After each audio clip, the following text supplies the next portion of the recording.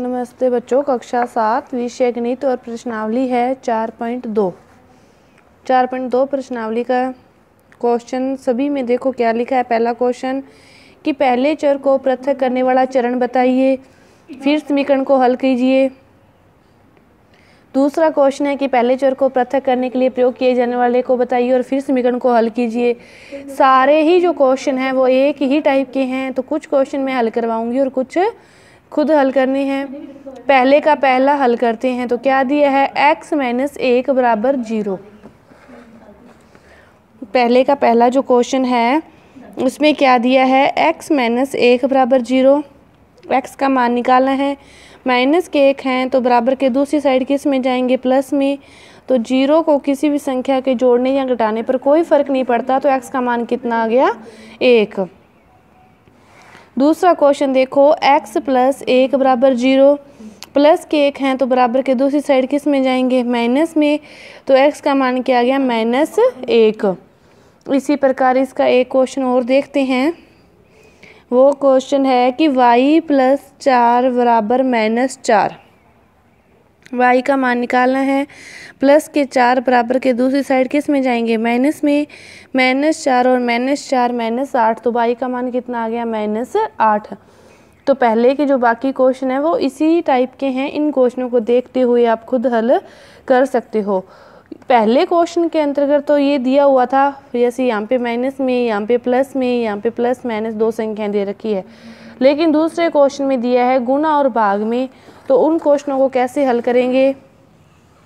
देखो दूसरे क्वेश्चन में आपको दिया है 3l बराबर 42। तो l का मान निकालना है। 3 भाग में, गुणा में था तो दूसरी साइड 3 किस में जाएगा, भाग में। तो l का मान कितना आ गया, 14। इसी प्रकार इसका जो दूसरा क्वेश्चन है दूसरे का, वो है b/2 बराबर 6। तो b का मान निकालना है। b के 2 भाग है, भाग में है 2, तो दूसरी साइड किस में जाएगा, गुणा में। तो b का मान कितना आ गया, 12। एक संख्या और दे रखी है, उसमें देखो क्या दिया है कि z/3 बराबर 5/4। तो z का मान निकालना है। 3 भाग में है तो दूसरी साइड 3 किस में जाएगा, गुणा में जाएगा। तो 5 × 15/4। तो z का मान कितना आ गया, 15/4। तो दूसरे के जो बाकी क्वेश्चन हैं वो इसी की तरह हैं। एक क्वेश्चन और देखो क्या दिया है कि 8y बराबर 36।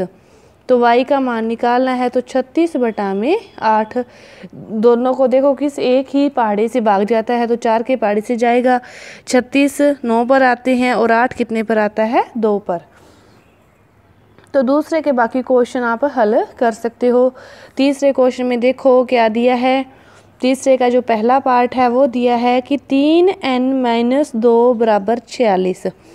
तो 3n को अकेला करना है, n को अकेला करना है तो एक एक स्टेप से करते हैं। पहले देखो इसके प्लस माइनस में दिया हुआ है, उसको लेके जाएंगे। तो 3n का 3n, माइनस के 2 हैं तो दूसरी साइड किस में जाएंगे, प्लस में। तो कितना हो गए, 46 और 2 48। फिर देखो n को अकेला रखना है, तो 3 गुणा में है तो 3 किस में जाएंगे, भाग में। तो 48 में 3 का भाग देंगे तो n का मान कितना आ जाएगा, 16 आ जाएगा। इसी तरह इसका एक क्वेश्चन और देखो, सी पार्ट है। क्या दिया है, 20p/3 बराबर दे रखा है 40। तो p 20/3 p बराबर 40 है।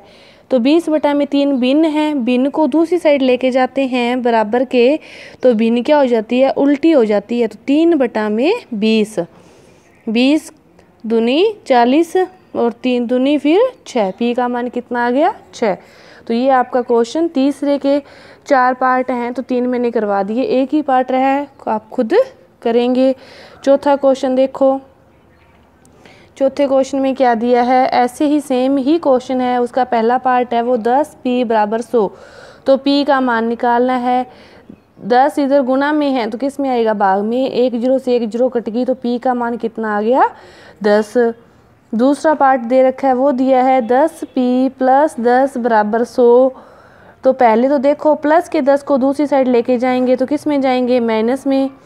100 में से 10 गए 90 और पी का मान निकालना है 90 बटा में 10, 0 से 0 कट गई और पी का मान फिर कितना आ गया 9। फिर देखो इसके बाद 3s बराबर -9, s का मान निकालना है तो -9 बटा में 3 पर आता है, तो s का मान कितना आ गया -3।